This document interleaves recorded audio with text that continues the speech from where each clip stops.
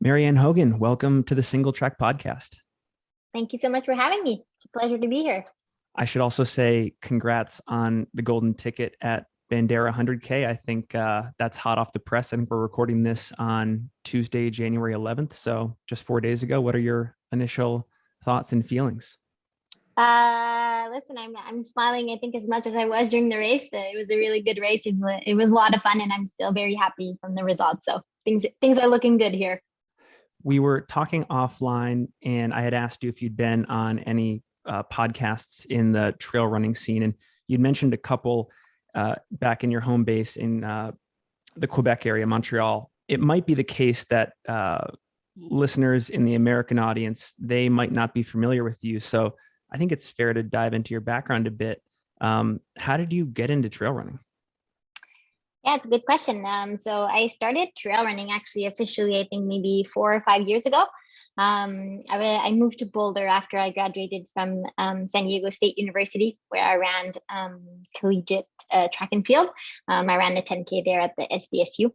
And so when I graduated, it was kind of I was really ready to get away from the pace, like the track workouts and the pacing and all of that. And I really enjoyed running still, but I kind of wanted to get away from any type of very formal training program. And so I moved to Boulder, Colorado, where I kind of really fell in love with the running community. I got involved with the Rocky Mountain Runners in Boulder, and that's really where I started trail running.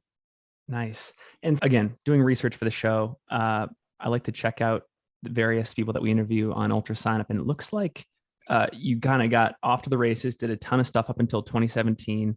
There was a fairly long gap between 2017 and 2021. And I'm just curious, like what accounted for that gap? Did you get really into it and then step away from the sport? Yeah. Some unforeseen circumstances kind of arrived. So what happened is I moved back from Boulder to Canada. I'm originally from Quebec, and I had my visa was expiring in July of 2017. So that's kind of when I moved back to Quebec, and I didn't really have a job. And so at first, when I moved back to Montreal, I was kind of really excited about running and really wanted to get into it. And actually, pretty quickly after I moved back, I got a first stress fracture. Which kind of slowed down my progression. And then shortly thereafter, a couple of months after, actually during that first summer where I was back in Quebec, I had a really bad trail spill. I twisted my ankle and it got caught in the root, and I spiral fractured my tibia and my fibula. And so I needed to get surgery, and I had surgery which put in 2 plates and 4 screws in my right leg. And, as much as I wanted to come back from that very quickly, it took a lot longer than I ever would have expected. And so that's kind of what slowed down my return in the trail running community. Well, it brings to mind Hillary Allen. We just had her on the podcast about a week ago. Haven't published the episode yet, but when I think of people who have overcome traumatic injuries and have had a long rehabilitation process, and then they've come back to the trails with, just as much, if not more success, she comes to mind. And it sounds like you had a similar experience because you were sort of out of the game for 4 years. And I think we'll talk about it in a second, but like you just had a great race at Ultra Trail Haricana, at Cape Town, now at Bandera. What did you learn in that recovery process? And what did you apply from those 4 years to what you're doing right now? Yeah, I think that when you're going through, if you have a passion that is as strong as trail running, and you're unable to do it for such a long time, I think you develop a really big fire. It's very kind of corny to say, but I think it's really true. I was so excited. Now when I get to a start line, I'm just so excited to be there, and I don't really care about the outcome. Like, I just have such a good time running the race, and it's just such a privilege for me to be able to show up to the race and be in a position to complete it. I think there's no distance that I ever take for granted, because when I first broke my leg, I wasn't able to run for at least 6 months, and the first time I ran, like I could barely run a kilometer. So it's just something that I guess kind of really gave me it really kind of built my passion for trail running even more. This is a question that I asked Hillary, and I'll ask you as well. Did you believe the whole time during the duration of that recovery that you were going to come back as strong, if not stronger, as an athlete? I definitely believed in the idea of it. I think that concretely, sometimes there's some moments where it's really difficult to kind of imagine yourself being back exactly where you were, because it does have really big impact. And obviously, my injury was much smaller than Hillary Allen, but my right leg, for example, is still much smaller than my left leg. Okay. My right calf is just like, it'll never get back to the same level as my left one, and that's just a new reality that I live with. But I do think that it really fueled my passion and my desire to go out and run my best race. And I think that if anything, that's more important than having a strong right calf. So I think it kind of helps at the same time. Very cool. Well, and I promise to listeners, we will get to the Bandera recap, but I'm fascinated by your background and I have a couple more questions. Yeah, go for it. The vast majority of our audience is based in the Mountain West area of the United States, California, Oregon, Washington, Utah, Colorado, that area. Not as many folks are from the East Coast or up in your area, your neck of the woods, Quebec. Mm-hmm. I think that they would be fascinated to know what that trail running scene is like, who you train with, where you run, just the whole scene, like what races exist there, stuff like that. Because it's kind of a black box to a fair amount of us. Yeah, definitely. The trails in Quebec are actually very challenging. I know that a couple of West Coasters have come out and ran Ultra Trail Aricana, which happens early September. And it's a very challenging course in the sense that it's very technical. There's a lot of routes, there's a lot of rocks, and it makes it much different than any West Coast trail. I lived in Boulder for a total of 3 years. So I ran the trails there, and they're very, they're nice trails. They're super technical, but nothing compares to the East Coast with all the roots, the leaves, and the rocks. And I think that makes it a really nice scene, actually, because then when you go out internationally, any type of courses just doesn't look as, or doesn't seem as technical as the trails back home. So I think it kind of gives you a very solid base, and anyone training in Quebec kind of benefits from that for sure. Cool. I said Quebec, but also I think the rest of the East Coast as well, like Vermont, the Adirondacks are kind of similar as well. Oh, yeah. Well, for additional context, I grew up in a place called Portland, Maine, and it's actually only about 4 hours south of the Haricana course. And I can attest to all of that. I mean, one of my personal missions is to make people aware of like the White Mountains in New Hampshire and the Green Mountains in Vermont, because to me, they're the closest thing that we have in this part of the world to like the Alps over in France. Just the way the Alpine looks, the technical nature of the terrain. It's very cool in my opinion. Yeah, they're really nice trails. Actually, they're different. They're super technical. You never get super high, but there's always a lot of elevation. And the courses you've done, there's some really nice loops to do in that neck of the woods for sure. Who do you train with there? Do you have training partners or a club you run with, or are you mostly solo? No, there's a lot of it's really easy to find trail runners in Quebec. Actually, the trail running scene has grown tremendously in Quebec. Obviously, COVID has kind of has slowed things down, but it's still very easy to find some people to run with. My boyfriend, Jean-François Cochon, he was actually doing Bandera this week as well. He's someone that I really train with on a daily or weekly basis. It's really good to kind of share your passion with someone for sure. But I have a good group of friends with whom I do a lot of training with, mostly on the weekends. My favorite thing to do on the weekend is just kind of disconnect from reality and just kind of go out in the woods for the entire day, and whoever I can share those days with, I will. That's it. There's just a lot of people to run with for sure. It's very seldom that I will go on an adventure on the weekend by myself. The last question I have on this front is about how you cope with like the winter season there. I think one of the blessings on the West Coast and even in the Mountain West is you can really trail run year round. And I think that's one of the reasons why the sport has taken off here. My understanding is that the winters get really harsh, especially from like November to even early April. Are you doing cross training during those months, or are you running year round no matter what? I do a lot more cross training, and it's actually pretty good to have those winters to kind of slow us down. Because as I mentioned when we were talking offline earlier, I'm kind of one of the type of people who will go as much as I can, as often as I can. And I think that if I were to do so 12 months of the year, if the weather would allow me, I think that I would definitely overdo it. And I have enough experience to recognize that in myself. And so what I really enjoy in the winter months in Quebec, so I'm a split boarder. So kind of similar to skimo, but kind of the snowboarding version of it. So I do a lot of split boarding over the weekends. That's pretty much all I do. So I kind of put my running shoes aside and I just split board all winter long, which is part of the reason why I'm happy that everything went well at Bandera this weekend, so that I can just kind of enjoy split boarding for the next couple of weeks or months. So one other thing I wanted to talk about before we get into Bandera, and I promise we're going to get there, is you had you had a fantastic race at Ultra Trail Cape Town. You came in second to the great Courtney Dauwalter, who everyone knows.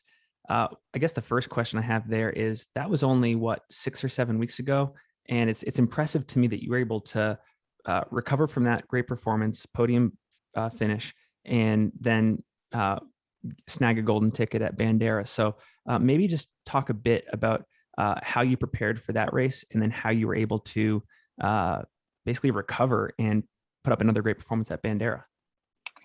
Yeah, that's a good question. So I had a good 6 weeks between both events, and because earlier in the season I was focusing on other stuff. I was actually a guide for a Paralympic triathlete, and so that's kind of what I did up until August when Tokyo Paralympics happened. And so I was able to kind of push my season a little bit further down than everybody else. I would assume like the vast majority of people would have their peak season kind of more in the summer months. And so I decided to kind of push all of that a couple months, and I raced Ultra Trail Arikana early September. That was kind of like my entry in the trail running scene this year. And then I was able to kind of prepare and really build up my mileage for UTCT. Felt really good at UTCT, but I think that I felt even better at Bandera. I think that it was just kind of like a good building stone for Bandera. It was just everything just went very smoothly. I took a week completely off of running after UTCT, but then immediately started building back up for Bandera. So I'm pretty happy that went well. Very cool. Well, let's finally dig into it. First, how did you choose Bandera? I mean, I'm guessing that the mission was to get a golden ticket, but you could have chosen canyons. You could have chosen Black Canyon. I know we've added a bunch of other races to that series. What appealed to you? Good question. But actually the answer is pretty simple. I had made it kind of my goal in 2022 to qualify for Western States, and I was determined to do whatever it takes to get there. And so I'm actually registered to all 3 of those golden ticket races in the US. So I'm registered to Bandera, Black Canyon, and the Canyons. I figured if Bandera wasn't going to cut it, then I'd have another shot. And if Black Canyon wasn't going to cut it, then I was going to have another shot at the Canyons. So that's kind of how I planned that. I know and I know that and understand that a lot of people would say that that's too much and too much racing, too much volume. But I also think that, you know, when you're away from the sport for 4 years and you're finally in a position to be able to race and to be able to put yourself out there, I just wanted to put all of the shots in kind of in my, or put the possibility or probability of me qualifying the highest as possible. So I started with Bandera, and it turned out to be really good. So that's really, that's really cool. I'm fascinated. It's so enjoyable, I should say, to watch athletes just make qualifying for Western States their mission. I mean, an athlete that comes to mind, I think last year was Emily Hawgood. I think she's based in Zimbabwe, in Africa somewhere. But I think she ran every single one of the ticket races in 2021 and finally got a ticket at Canyons like 6 weeks before the race. Yeah, that's great. You made it less interesting. You took care of business right at the top, but It is fun to see athletes do that. What the next question I have is, Ultra Trail Cape Town is a far different course than the Bandera course. And I'm guessing it requires different types of fitness. How were you able to switch gears between 2 totally different courses and have the same amount of success in such a short period of time? Yeah, that's a really good question, actually. So prior to going to UTCT, I focused a lot more on running in trails, and I did a lot of uphill running. That was really my focus, because none of those are actually, well, I'd say that I'm a pretty average in all types of trail running. You know, I'm not like extremely good at technical. I'm not extremely good at anything that's fast. I'm kind of average in everything. And so I knew that UTCT was a pretty technical with a lot of uphill running, which was kind of the things that I really wanted to work on the most. And so the weeks leading up to it and the months leading up to it, that's really all I did, focus on elevation gain, and technical running. And then as soon as UTCT was done, I actually went to Mexico for 2 weeks and just ran flats. I just ran on the streets. I just ran. I felt like Bandera is going to be one of those courses where you were going to be able to run the whole time. And I just wanted to kind of get my running legs back. So that's all I did for 2 weeks. And I took a week off, 2 weeks of flat running, and then I kind of tapered down to Bandera. So that's kind of what the process was like. And then what was your strategy going in? Because correct me if I'm wrong, but you led the race from start to finish, right? Yeah, definitely. I think I'm one of those people who, if I have a goal, I think I like to make it as easy as possible. And there's nothing in the sense of like, it's just simple, right? Like if I'm in first position, then I'm in a position to have the golden ticket, and I'm kind of in control of if I keep that first position, because if someone tries to pass me, then I just try to accelerate. And so I know it's very basic, kind of basic trail running strategy, but for me it just works because I was like, oh, if I just go in first position, then all I have to do is try to keep that first position, and if everything goes well, then I'll be good to go. And first and second, right? So that's kind of the strategy that I had. So right at the start, I noticed that there was a couple of girls ahead of me after like 500 meters, and I just decided to go in front of them and made things easy, and then I just kept that first position, I guess. So you didn't have any, that's fascinating. So you didn't have any pre-race splits in mind. No matter who was racing that day, you were going to make sure that you were ahead of them, and fate was going to sort of play out. Yeah, that's usually how I run my races. I know that probably eventually, the more that I do, the more that I race, and the more competition I'll have, the more that I'll have to modify that strategy. But to me, it's just it's a simple process, right? It's just easy to kind of to monitor your own pace if you're in control of it. So. I mean, the next question there, are you going to race that same way at Western States? Like, can we expect you the first person to crest that first climb there? It's funny because my friends after the race, when they were saying like, yeah, that's probably something that you would have to revisit for Western States. And I do think that I will try to revisit that strategy. But I think I realistically, like, I don't think that, I mean, I'm going to do my best and deliver the best performance I can on race day, but also the goal isn't the same, right? Like the goal for Bandera 100K was to get the top two. Yeah. And then in the goal at Western States, I don't realistically, like, I don't know that I'm going to definitely go from the get go for the top two. I'm going to have a different goal for it, and it's just going to look differently. But in terms of that goal, it's going to be a similar strategy for sure. And obviously Western States is what, 5 or 6 months away. So it's a far ways off. There's a lot of training to be done. There's a lot of thinking to be done. Are there any goals for that race that are currently at the forefront of your mind that you're willing to share? I mean, very humbly so, I'd like to say that I would like to maintain a position for next year. I would like to not worry about it. So top 10, I think, would be a pretty realistic goal for me, and challenging and exciting goal for me, actually. Very cool. I think that's what I would go for. Very cool. What are the next 5 to 6 months going to look like for you? I'm guessing that you're not going to race Black Canyon or Canyons 100K. Yeah. So give us like a picture of what the next 4 to 5 months of training is going to look like. Yeah, I'm probably not going to run Black Canyon. Actually, I will not run. That's more of a statement than a probably. Just because it's a very quick turnaround, and I want to make sure that I give my body the opportunity to rest. I've raced 3 100Ks and over distance in the last 5 months, and that's more that I haven't run. The longest I had run before this year was 92K.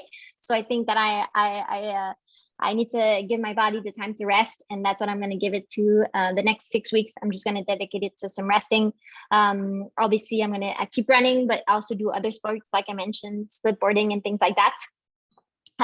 Canyons, on the other hand, I think would be a very interesting way to kind of get out there and see the course, and also have a good time, right? Like I think that it would be nice to go out and run with some really fun people. I know some of the girls that are racing it, and I think that it would just be a good opportunity to kind of get out there and have some fun on some trails. So I think that I probably will go forward with that, even if it's not a necessity anymore.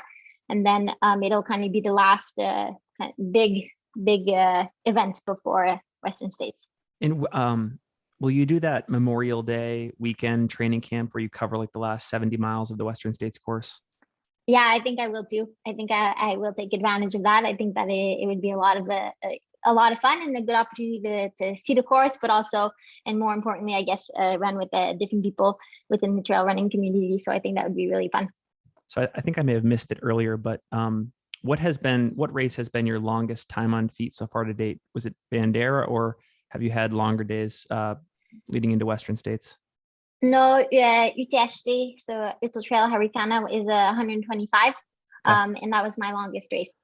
And how much time on it was that? What, 13, 14 hours? No, I actually had a pretty bad ankle sprain at kilometer 80, and that really slowed down my pace. I think I did 16 and some minutes. I don't know. To be honest, I don't remember my time specifically. That might be a blessing though, because that mirrors maybe a similar time on feet goal for Western States. Yeah. Cool. And it was mostly during the night, so it'll be nice at Western States that it will be during the day. Yeah. Let's talk a bit about Salomon. So I think you've been supported by Salomon for a bit now. Can you talk a bit about how that relationship started and just how they sort of help facilitate your travel and racing and stuff like that? Yeah, of course. Salomon, I am really surprised that they stuck with me throughout all those years, and I'm incredibly grateful. I've been injured for the past 4, and it's just so nice to know that they have been there this whole time. So actually, I got involved with Salomon. I was involved as an ambassador, but I got more seriously involved when I joined their Salomon Ultra Trail Running Academy. So it happened in Moab, and they were doing this 5-day training camp. And at the end of the training camp, there was a race behind the rocks, and whoever run that race was going to be sent to Chamonix to run the 80K at Le Marathon du Mont Blanc. And whoever won that race was going to be sent to run the Transalpine, the Gore-Tex Transalpine 7-day event in the Alps. And so that's really where I started with Salomon. And I guess I had a really good summer that 2017 season.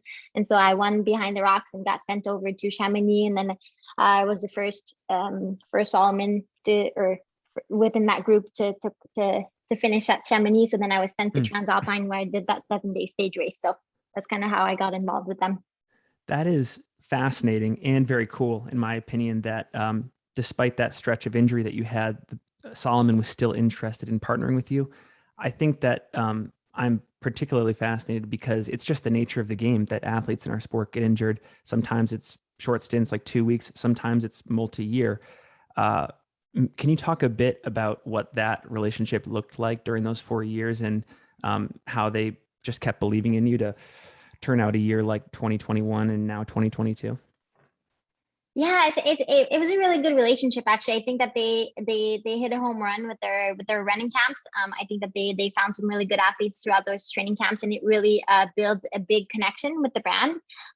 In that training camp, actually, I was with Mathieu Blanchard, who just finished really well at UTMB, who is a prime example of how successful those training camps can be at identifying some talent and kind of growing them within the system. And I think that, both him and I were really attached to Salomon, and to this day, I think, for me, it's grown even more because I'm so grateful that they decided to stick with me through all those years. Every year I kept thinking to myself, like, oh, this is it, this is the end of December, this is it, like I'm going to be dropped off.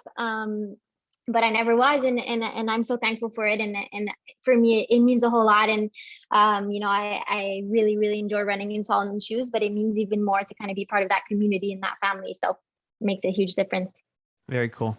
One other thing I want to touch on, you mentioned it earlier in the interview, but you talked about your work with the Paralympics. And for those that are not familiar, talk about what that entails and your level of involvement in recent years. Yeah, for sure.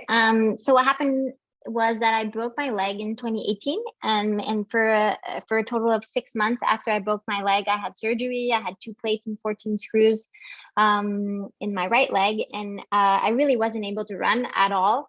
I think the first few, I broke my leg in August, and I think the first few running steps that I did were in February of the next year, and it was basically just a combination of 5 steps maybe, and it was just so painful. It really took me a long time to get back from that.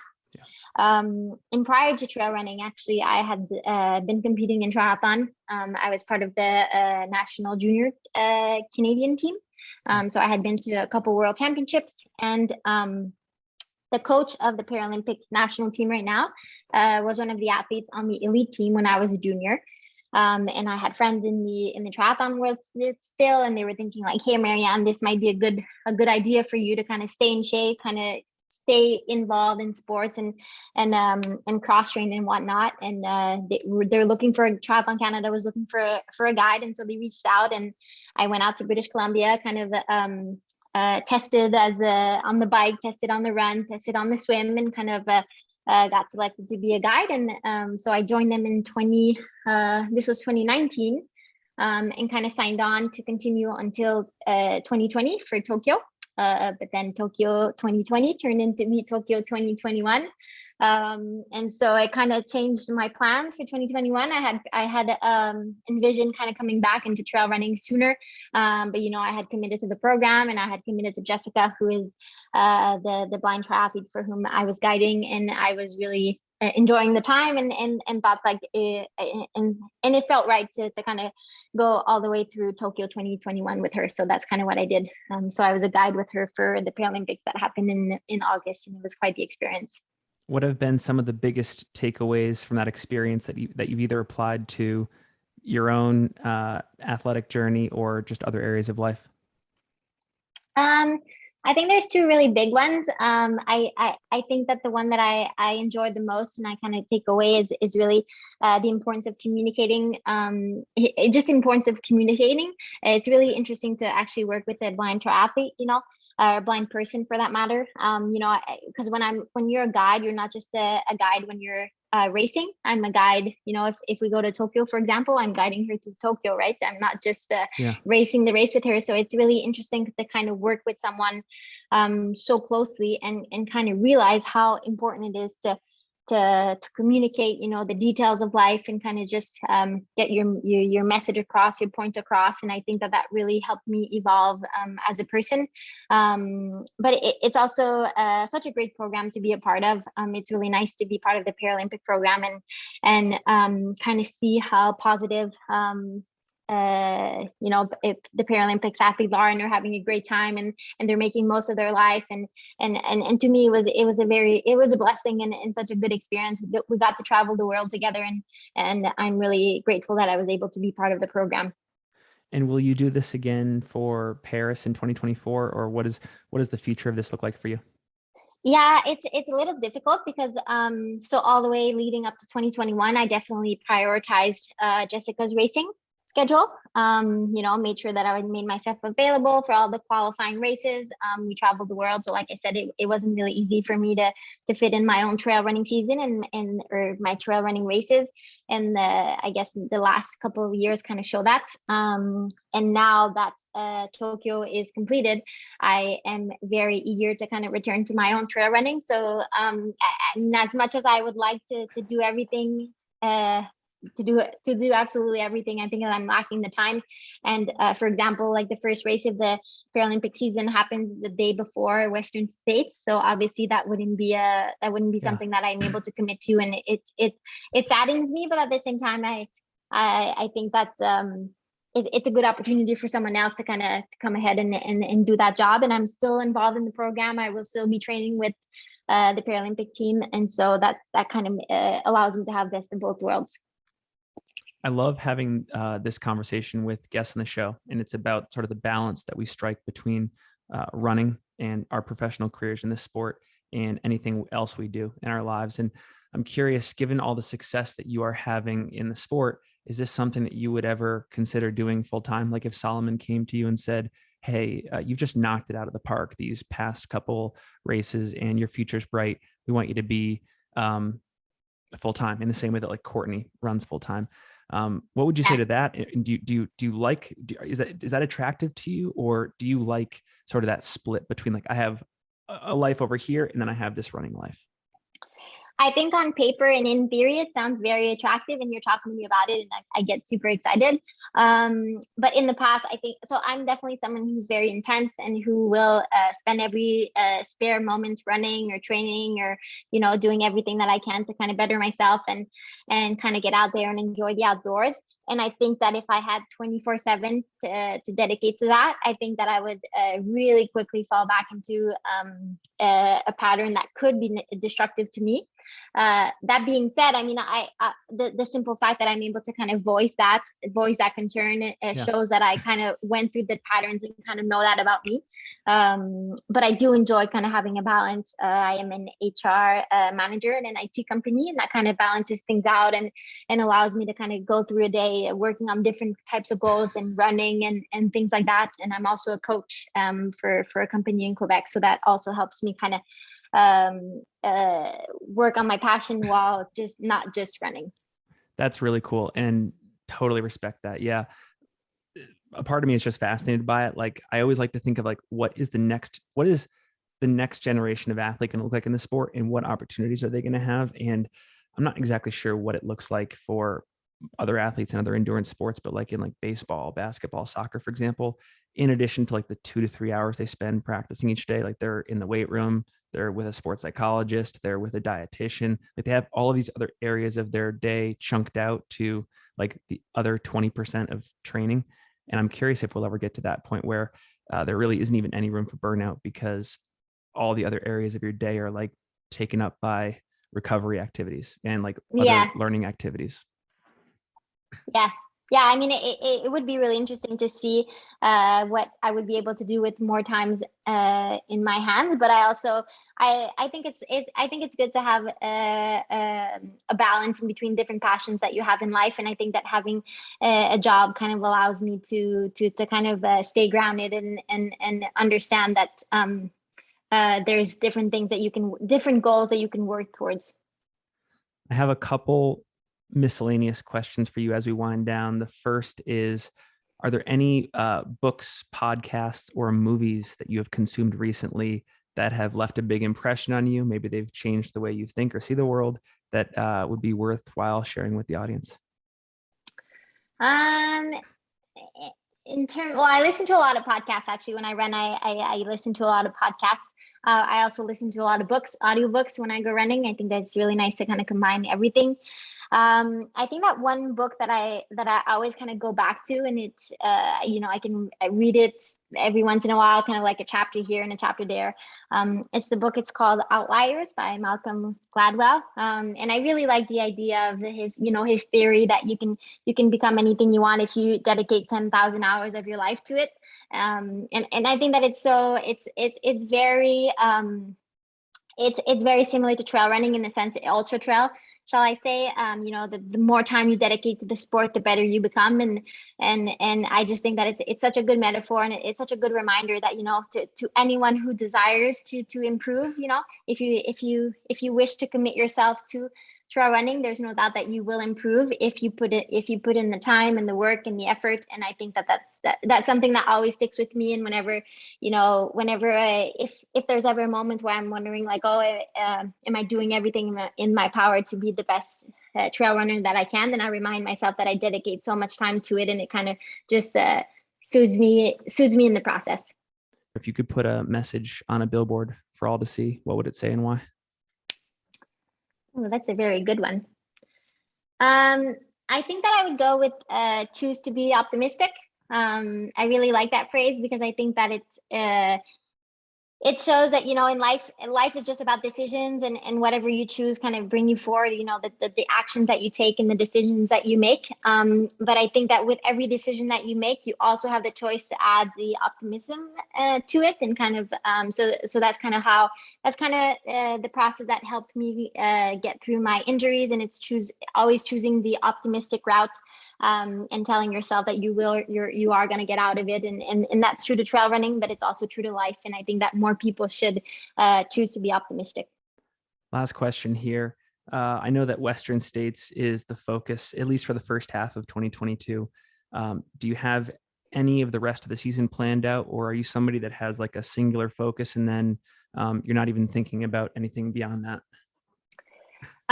Well, my focus was definitely Western States, and will remain Western States for the next couple of months here.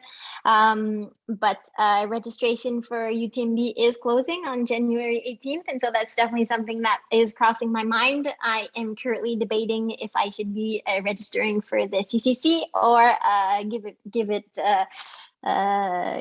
UTMB a shot. So that's kind of what I'm thinking about. I haven't gotten to that conclusion just yet, but that's kind of what the thought process that I'm going through right now.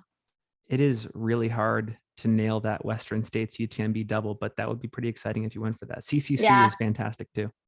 Yeah, I know that it's a hard one to nail, but I think that like I said earlier, it's really difficult to switch my perspective on that, just because I'm just so thankful to be able to, if I run Western States and I'm able to show up to UTMB and run it, even if I'm not, at the best of my capabilities, I'll just be so excited to be on the start line. And that's all that matters to me, really. It's not a question of nailing both. It's just a question of participating in both.